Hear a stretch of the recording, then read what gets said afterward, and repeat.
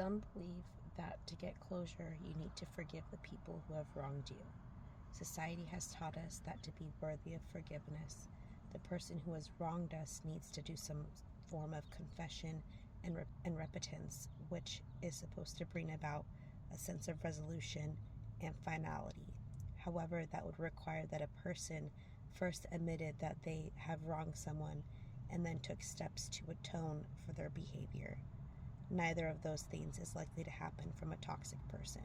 So we become almost obsessive about the need to forgive, but it is more important to focus on how you feel and your process of recovery first instead of focusing on the person that harmed you.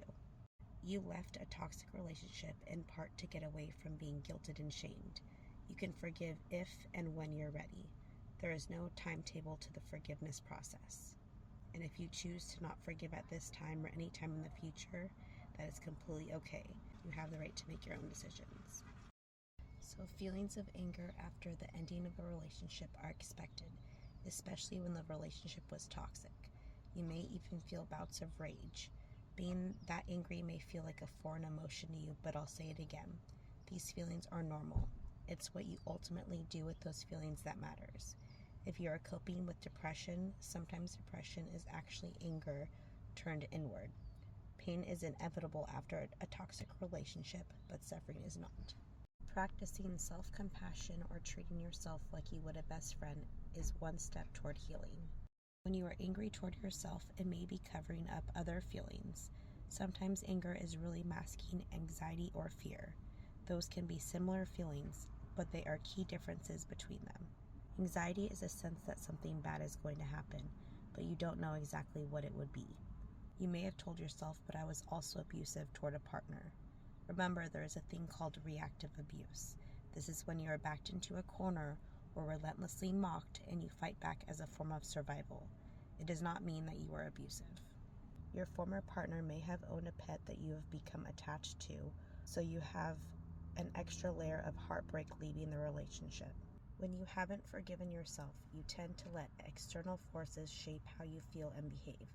When you forgive yourself, you are moving more toward having an internal locus of control. Loving yourself means moving more toward trusting yourself and knowing that you will be okay. Okay, so I don't mean to do these, but these are what I notice, ways that I'm coping, and some of them may be not so good. Avoiding time with healthy friends and family. Sometimes, usually. I just don't want drama. I just don't want problems. I like to kind of stay in my own bubble.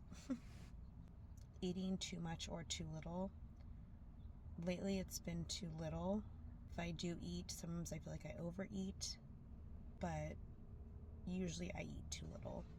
And then significantly increased time online. Only because I feel like I have a lot to say, a lot to share. I just want people to experience everything with me.